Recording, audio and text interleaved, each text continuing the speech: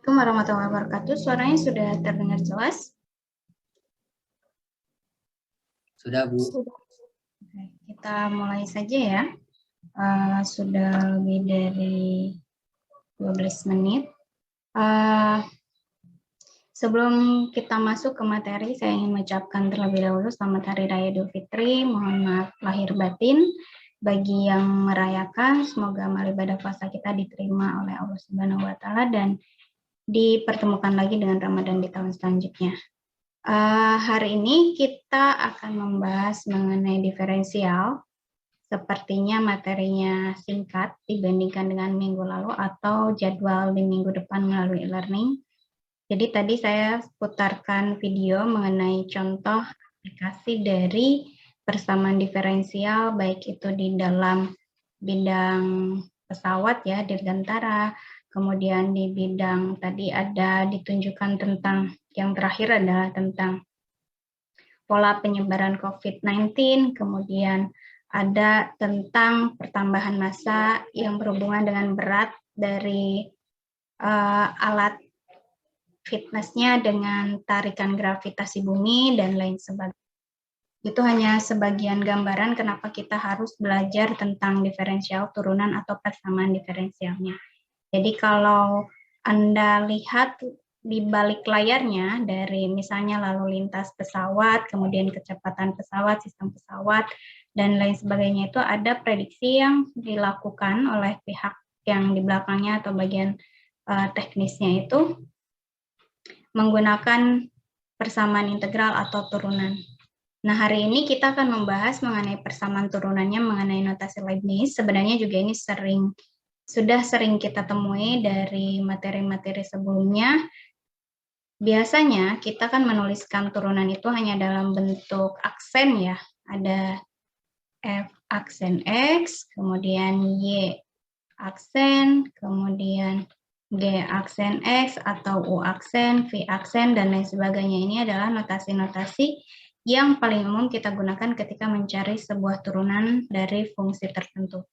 Nah, ada notasi lain yang sering sekali lebih banyak diaplikasikan dibandingkan dengan penggunaan tanda aksen di atas ini. Dalam diferensial itu adalah namanya notasi Leibniz. Ini juga sudah sepertinya sudah sempat Anda pelajari juga atau memang seharusnya sudah dipelajari di SMA atau SMK-nya. Nah, ini adalah notasi Leibniz. Jadi dy per dx itu artinya persamaan y didiferensialkan terhadap suku x. Biasanya kan fx itu berupa y sama dengan dalam suku x kuadrat ditambah 2x ditambah 3 dan seterusnya. Nah, ini diturunkan. Biasanya kita menulisnya seperti ini, f aksen x atau y aksennya adalah 2x ditambah dengan 0 dan seterusnya. Nah, notasi lain dari turunan itu adalah tulisannya seperti ini, y per dx. Ini adalah notasi Leibniz. Kemudian mungkin Anda temui persamaannya adalah dalam bentuk z sama dengan 3x kuadrat. Nanti ini bukan dy, tetapi dz terhadap dx. Jadi dx ini adalah penentu persamaan atau fungsi yang kita miliki itu akan diturunkan terhadap suku apa.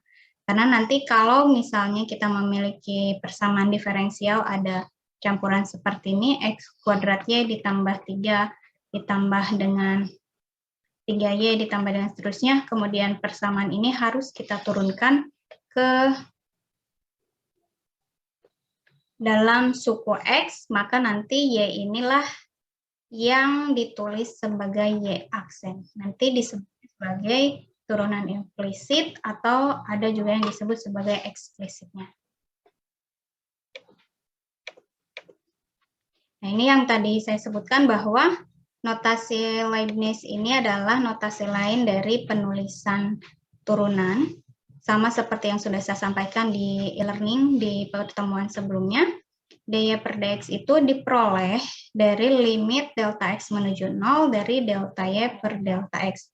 Atau yang sudah saya sampaikan juga, definisi dari turunan itu adalah limit delta x menuju 0 dari f x ditambah dengan delta x dikurangi dengan fx dibagi dengan delta x-nya.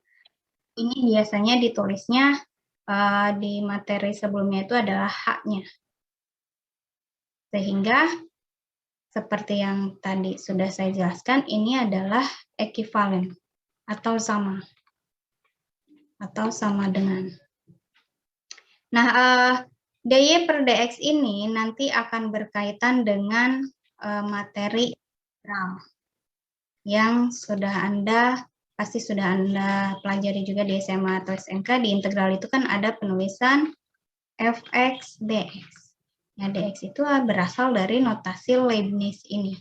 Jadi dy per dx, misalnya sebuah fungsi turunan f aksen x ini adalah 2x ditambah dengan 3. Kita ingin mencari fungsi aslinya.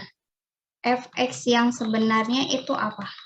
Nah, itu melalui integral. Jadi kedua ruas ini, dy per dx-nya ini 2x ditambah 3, ini pindahkan dulu ruasnya ke sini. Nanti akan menjadi dy sama dengan 2x ditambah 3 dx. Karena kita ingin mencari fx-nya atau y-nya, fungsi asalnya, maka kedua ruas ini harus diintegralkan. Ini integral. Jadi y itu adalah integral dari 2x ditambah 3 dx.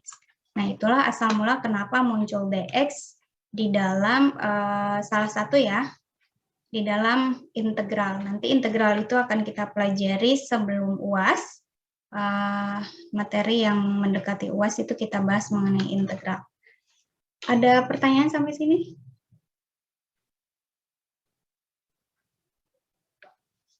Tidak ada? Jadi untuk membedakan kapan digunakan turunan, kapan digunakan integral itu adalah seperti ini. Kita memiliki fungsi fx, kita membutuhkan misalnya membutuhkan untuk mencari titik minimum, titik maksimum, itu biasanya kita butuhkan adalah turunannya. Dari sini fx turunannya melalui proses ini atau formulasi bentuk-bentuk baku yang sudah Anda pelajari di minggu sebelumnya. Kemudian turunan ini ketika kita ingin mencari f besarnya, jadi ketika yang diketahuinya adalah turunan, yang dicarinya adalah fungsi asalnya, ini melalui sebuah integral. Jadi kalau ini adalah diferensial, beda arahnya. Dari fx untuk mendapatkan turunan kita gunakan diferensial, dari turunan untuk mendapatkan fungsi asalnya kita gunakan integral. Nah, contohnya ini sangat mudah sebenarnya, karena kalau Anda sudah menyelesaikan materi mengenai diferensial yang sudah disediakan di learning pada pertemuan sebelumnya, saya yakin ini bisa, karena yang berbeda hanya notasi penulisan aksen menjadi notasi Leibniz atau dy per dx ini. Jadi kita memiliki fungsi y sama dengan x pangkat 3 dikurangi dengan 3x kuadrat ditambah dengan 7x. Ingin dicari turunannya yaitu melalui notasi Leibniz dy per dx-nya. Artinya kita tuliskan dy per dx ini adalah mendiferensialkan y terhadap suku x-nya. Ini adalah y-nya. Kemudian sama seperti yang dipelajari di diferensial di beberapa minggu lalu yang tadi saya sebutkan, ini bisa Anda pisahkan masing-masing, boleh menjadi 3 persamaan seperti ini. Jadi nanti akan terbentuk satu y ini adalah x pangkat 3, kemudian y yang keduanya adalah 3x kuadrat, y yang ketiganya adalah 7x. Artinya x pangkat 3 ini diturunkan terhadap suku x, 3x kuadrat diturunkan terhadap suku x, 7x diturunkan terhadap suku x. Cara turunannya itu sama seperti yang sudah dipelajari, jadi tinggal turunkan saja x pangkat 3, ya berarti turunannya adalah 3x kuadrat. Atau kalau untuk diingatkannya, turunannya itu adalah diferensialnya n dikalikan x, n dikurangi dengan 1. Jadi pangkatnya 3, turunkan, nanti n-nya dikurangi dengan 1, hasilnya adalah 3x kuadrat. 3x kuadrat diturunkan. 3-nya adalah konstanta, x kuadrat. Ini turunkan, 3 kali 2, X, 2 dikurangi 1. Jadi hasilnya adalah 6X. Kemudian 7X, turunkan. Ini artinya pangkatnya 1, artinya 7 kali 1, X pangkat 1 dikurangi 1. 7X pangkat 0, X pangkat 0 itu adalah 1, hasilnya adalah 7. Sampai sini ada yang ingin ditanyakan?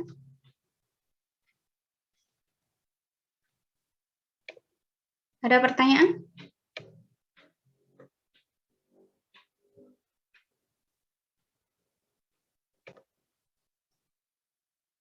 Ada pertanyaan sampai sini?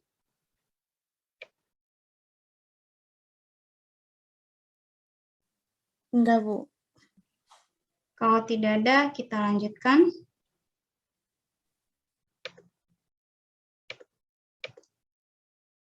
Nah, notasi Leibniz ini juga sering kita gunakan dalam turunan beruntun, seperti yang sudah dipelajari juga. Jadi mengulang sebenarnya hanya merubah notasinya saja.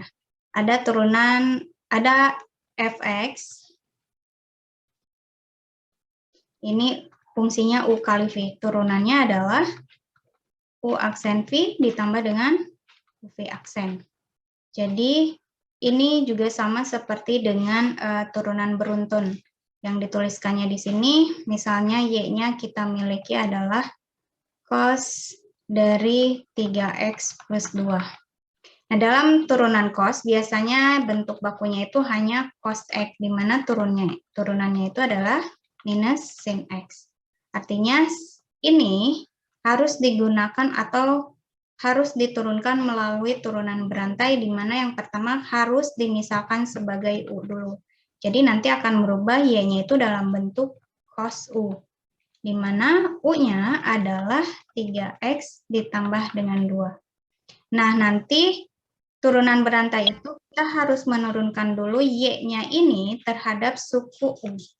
Jadi nanti dy per du dulu, kemudian nanti u-nya ini harus diturunkan terhadap suku x-nya, sehingga menjadi du per dx. Atau yang sering kita temui itu biasanya adalah y aksen dikalikan dengan u aksen. Y aksennya itu adalah ini, kemudian u aksennya adalah ini. Jadi ketika kita memiliki fungsi yang harus menggunakan teknik substitusi atau pemisalan U, pemisalan F, pemisalan Z, pemisalan G, dan seterusnya, kita dapat menggunakan turunannya atau mencari turunannya menggunakan teknik turunan beruntun. dy per dx, itu misalnya y-nya adalah cos 3x plus 2, ini tidak bisa diturunkan secara langsung karena yang kita miliki bentuk bakunya adalah cos x saja, yaitu turunannya adalah minus sin x. Sehingga fungsi ini harus dirubah menjadi pemisalan U, pemisalan G, pemisalan Z, pemisalan H, dan seterusnya bebas. Nanti ininya yang akan bergantung pada pemisalan yang Anda lakukan. Kemudian turunkan dulu cos U-nya terhadap suku U, baru turunkan U-nya terhadap suku X-nya. Contohnya adalah seperti ini, kita memiliki fungsi Y sama dengan X pangkat 3 dikurangi dengan 2X dipangkatkan 12. Bayangkan kalau Anda lakukan mencari turunannya menggunakan turunan biasa atau secara manual. Jadi ini harus dikalikan dulu sebanyak 12 kali. X pangkat 3 2X dikalikan X pangkat 3 2X dikalikan lagi X pangkat 3 2X sampai dengan ada 12. X pangkat 3 dikurangi 2X. Ini kalau Anda lakukan secara manual, ini membutuhkan waktu yang lebih lama dan mungkin nanti akan memperoleh persamaan yang cukup panjang, yang mungkin akan membingungkan juga, sehingga untuk memudahkannya, kita bisa gunakan turunan berantai tadi melalui notasi Leibniz. Jadi kita misalkan persamaan Y-nya ini dalam bentuk U pangkat 12. Di mana U-nya ini adalah X pangkat 3 dikurangi 2X. Paham ya sampai sini? Untuk memudahkan turunan seperti ini, tidak mungkin kita cari Ini kan satu-satu, yang ini, kali ini, kemudian nanti hasil dari 2 ini kalikan lagi dengan X pangkat 3 dikurangi 2X selanjutnya, nanti hasil 3 pangkat 3 ini dikalikan dengan selanjutnya sampai dengan 12. Nah, untuk memudahkannya, fungsi Y ini kita misalkan sebagai suku U, yaitu Y-nya sama dengan U pangkat 12, di mana U-nya adalah X pangkat 3 dikurangi dengan 2X. Nah, selanjutnya, sesuai dengan yang tadi saya tunjukkan, turunan beruntun DY per DX, itu diperoleh pertama turunkan dulu Y ini terhadap suku U, yaitu DY per DU, kemudian U-nya, ini karena dalam suku X, maka turunkan terhadap X. Jadi DY per DU-nya, U pangkat 12 itu adalah 12 U pangkat 11.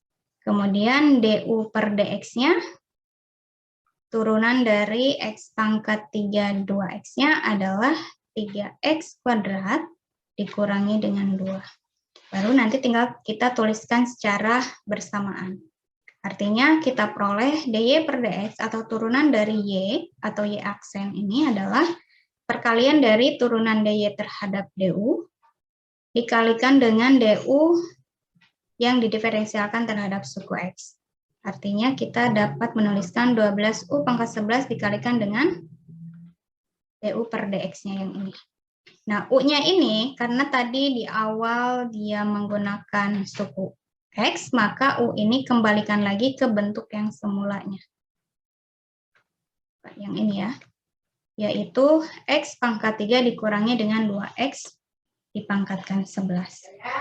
Saya kira ini mudah karena kita hanya merubah notasi yang tadinya aksen, Y aksen, F aksen X, Y aksen X menjadi DY dx, dan penggunaan lagi turunan berantainya. Biasanya kalau saya yakin yang sudah lihat videonya atau yang sudah baca materi di minggu lalu, ini pasti paham apa yang dimaksud dengan turunan beruntun di sini.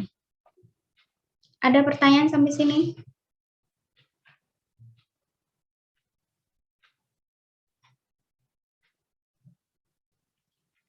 Kalau tidak ada, kita lanjutkan.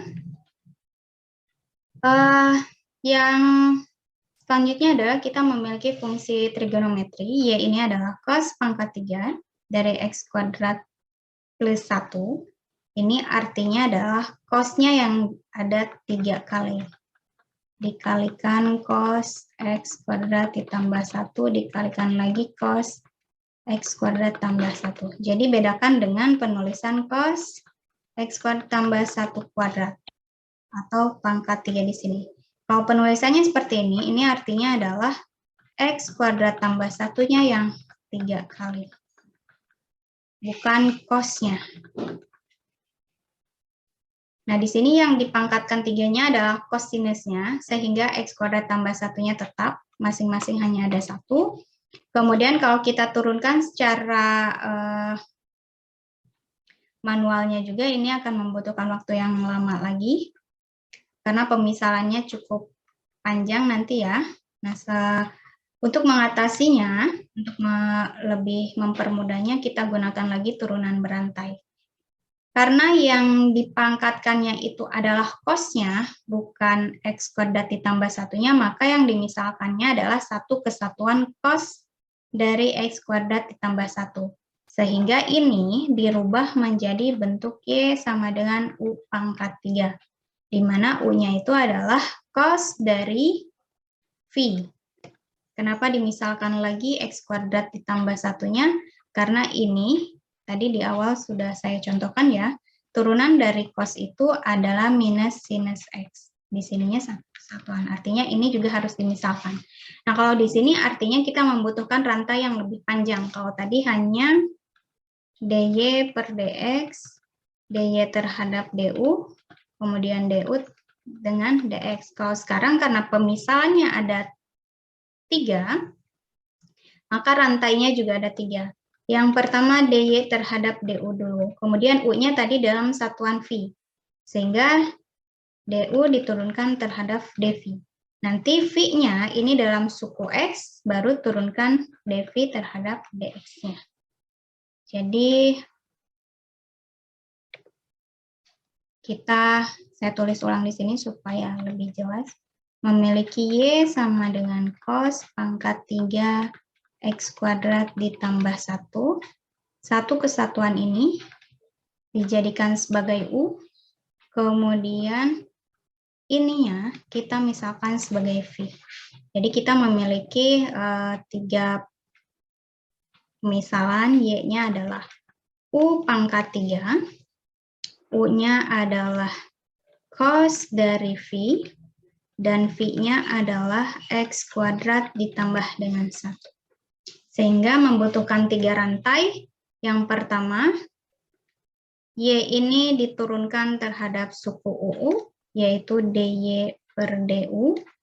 Kemudian U-nya, karena dia dalam bentuk suku V, maka diturunkan terhadap DV. Kemudian yang terakhir, V dalam suku X diturunkan terhadap suku X. Seperti ini. Jadi kita diferensialkan U pangkat 3 terhadap U, cos V terhadap V, dan X kuadrat plus 1 terhadap X. Baru kita peroleh hasilnya. U pangkat 3 diturunkan adalah 3U kuadrat. Kemudian cos V turunannya adalah minus sin V, dan X kuadrat plus 1 turunannya adalah 2X. Jadi ingat, diturunkan terhadap apanya itu bergantung pada suku di dalam fungsinya masing-masing. Jadi karena dia sukunya U, turunkannya terhadap U.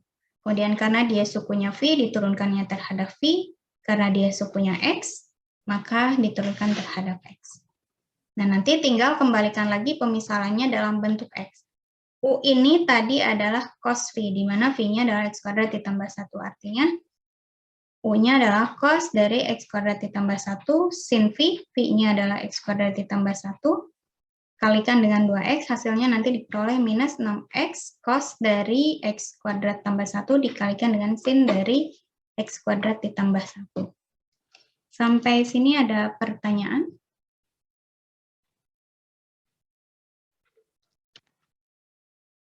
Ada pertanyaan tidak?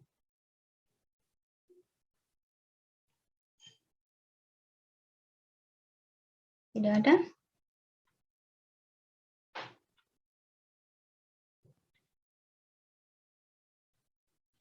Kalau tidak ada, kita lanjutkan ke pembahasan yang terakhir mengenai turunan tingkat tinggi. Jadi turunan itu tidak berhenti hanya pada satu aksen saja, tetapi ada turunan kedua, turunan ketiga, turunan keempat, kelima, keenam, dan seterusnya. Nanti ke sini maka disebut sebagai turunan tingkat tinggi. Turunan pertama ini yang selalu kita bahas. Ini adalah yang kita pelajari dari beberapa minggu lalu sampai dengan barusan menggunakan notasi Leibniz. Nanti cara mencari turunan keduanya menggunakan prinsip yang sama dalam mencari turunan pertama, tetapi yang diturunkannya adalah dari fungsi turunan pertamanya, bukan dari fungsi asalnya lagi. Jadi kalau fungsi asalnya adalah fx, maka nanti akan diperoleh turunan pertamanya adalah f aksen x, kemudian cari turunan keduanya dari turunan pertama ini diturunkan lagi, nanti akan diperoleh f double x, double aksen x-nya atau turunan keduanya. Nanti turunan ketiganya diperoleh dari turunan keduanya. Ini diperoleh lagi seperti ini. Nah, penulisan notasi Leibniz-nya tinggal kuadratnya itu yang ditulis letaknya berbeda. Jadi kalau pembilangnya itu ditulisnya yang dikuadratkannya itu adalah D-nya, diferensialnya. Kemudian kalau penyebutnya itu dituliskan di dalam suku yang diturunkannya, yaitu X-nya. Saya kira ini paham ya, jadi hanya perbedaan penulisan saja. Jadi ini penulisan yang paling umum, kemudian ya aksen juga umum, kemudian ini yang dipelajari di awal beberapa minggu lalu mengenai diferensial. Yang ini adalah notasi Leibniz-nya yang barusan saya bahas.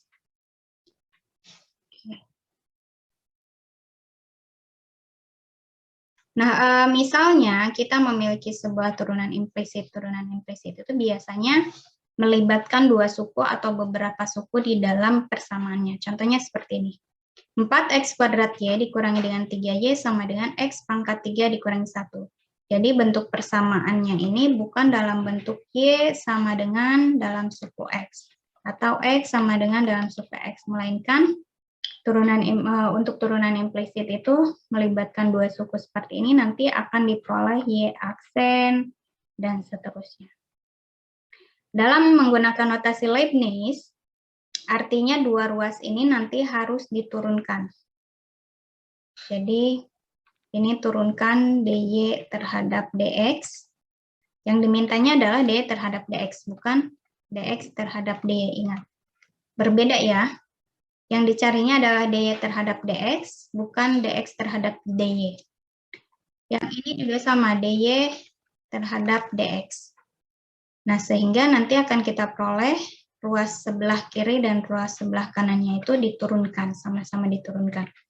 Kemudian sama seperti tadi, ini bisa dipisahkan menjadi dua penulisan notasi Leibniz.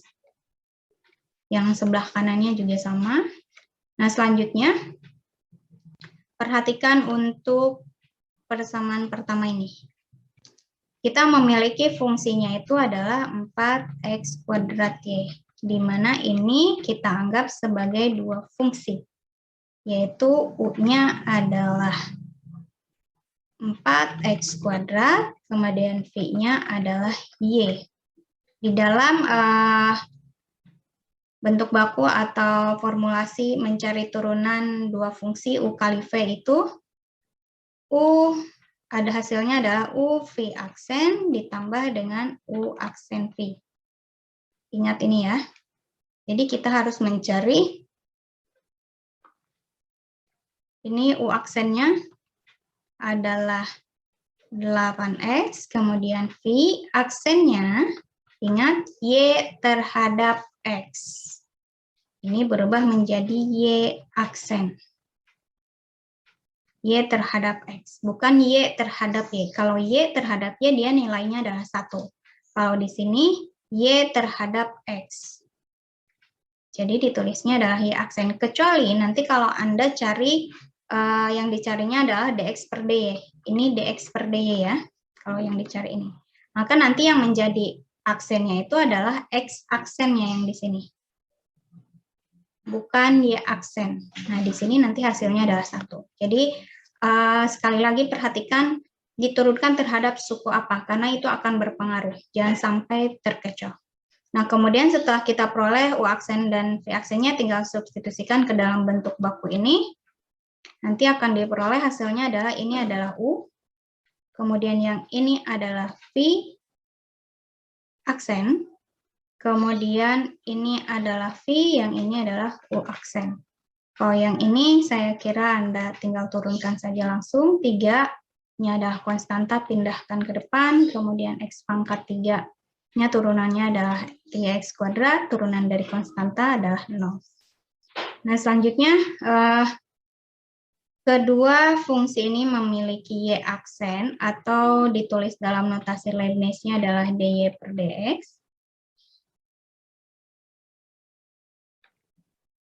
Ini, dan ini keluarkan. Sisanya adalah 4X kuadrat, dikurangi dengan 3, ditambah dengan 8XY. Ini. Hasilnya adalah 3X kuadrat. Baru nanti yang ini pindahkan ruasnya. Ini pindah ruas. Sebentar. Jangan sampai Anda keliru ya. Minus 8XY ini. Positif 8XY ini tidak memiliki DY DX. Yang memiliki DY DX hanya 4X kuadrat dan minus 3 saja. Sehingga plus 8XY ini pindah ruas menjadi negatif 8XY, kemudian yang ini berubah menjadi pembaginya. Sehingga diperoleh DY per DX-nya adalah 3X kuadrat dikurangi 8XY dibagi dengan 4X kuadrat dikurangi 3. Jadi perhatikan lagi, saya tekankan yang dicarinya DY per DX atau DX per DY. Nanti akan berpengaruh terhadap apa yang nilainya, apa yang bisa diturunkan sesuai dengan bentuk baku yang sudah kita pelajari untuk diferensial. dan apa yang masih tetap dituliskan dalam bentuk notasi Leibniz dx per dy-nya. Ada pertanyaan sampai sini? Jadi materi hari ini sampai di sini, hanya membahas tentang notasi Leibniz. Kemudian minggu depan itu ada pembahasan tentang aplikasi dari turunan dalam menentukan titik maksimum, titik minimum, kemudian ada minimum lokal, maksimum lokal, dan lain sebagainya sudah tersedia di e-learning. Silahkan nanti pelajari. Kemudian aktivitas di e-learningnya ini ada beberapa kan ya. Nanti sebentar saya tunjukkan terlebih dahulu.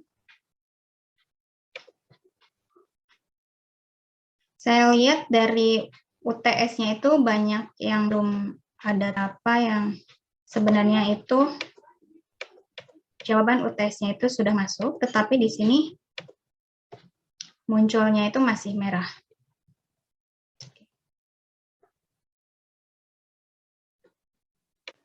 Layarnya sudah berubah?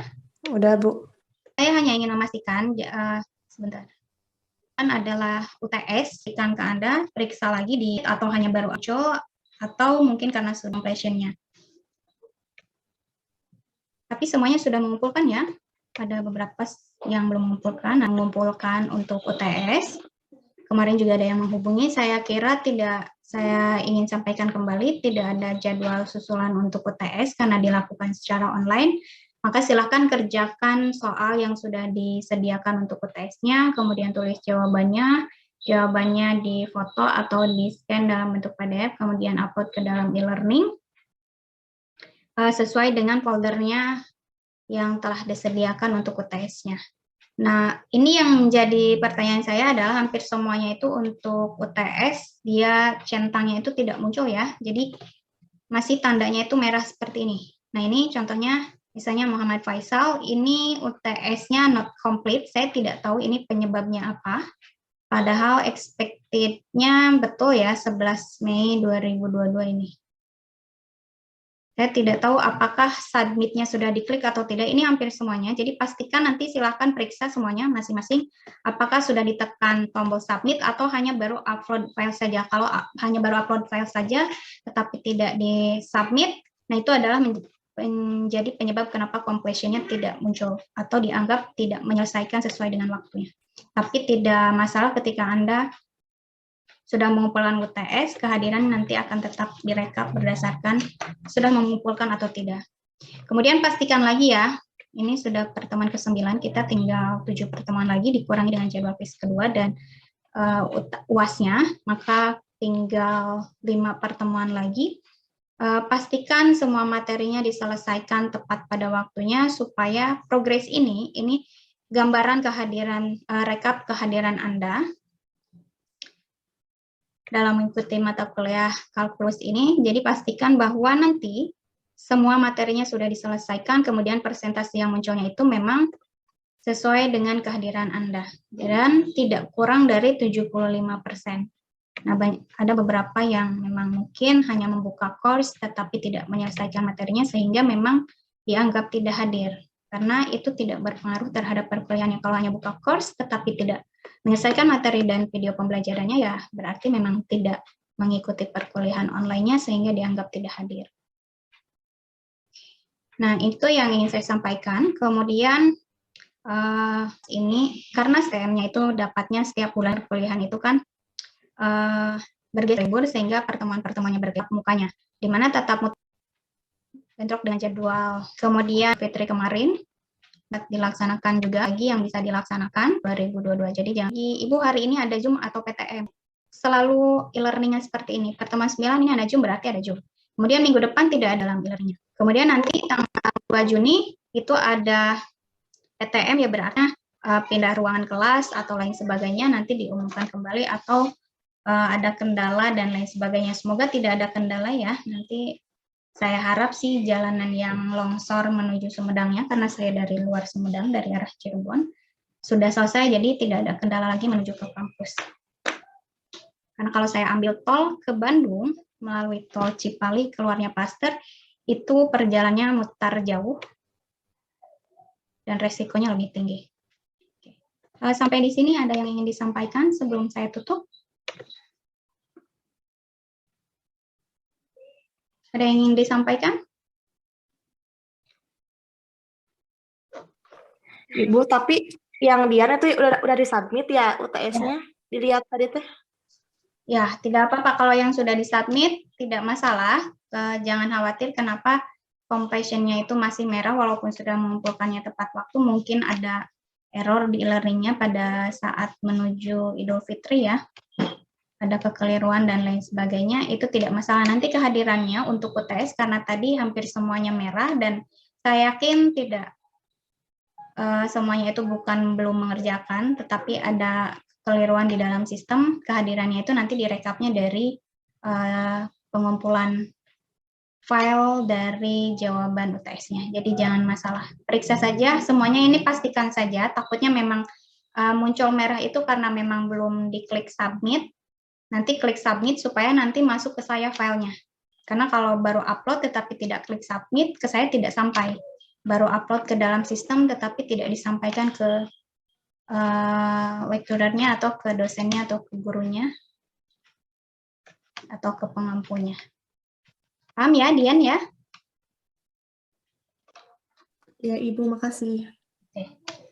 Ada lagi?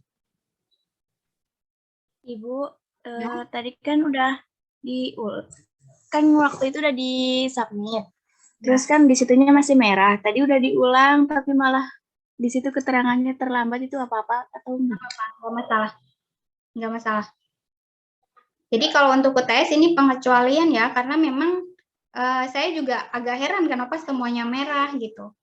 Padahal kan pasti bukannya tidak mengerjakan, tetapi ada kekeliruan. Tadi juga saya cek itu ada beberapa, memang banyak yang sudah mengumpulkan, tetapi pas dicek lagi tandanya itu masih merah. Jadi kalau ada yang submit ulang seperti Zakia, kemudian keterangannya terlambat, itu tidak masalah. Jangan khawatir untuk UTS, ini pengecualian untuk UTS ya. Ada lagi? Yang lain? Kalau tidak ada, mungkin pertemuan hari ini sampai di sini. Saya akhiri. Jangan lupa minggu depan selesaikan semua materi yang disediakan di e-learning-nya. Semoga kita bisa bertemu di PTM di tanggal 2 Juninya. Saya akhiri. Wassalamualaikum warahmatullahi wabarakatuh. Waalaikumsalam warahmatullahi wabarakatuh. Waalaikumsalam. Terima kasih, Bu. Sama-sama.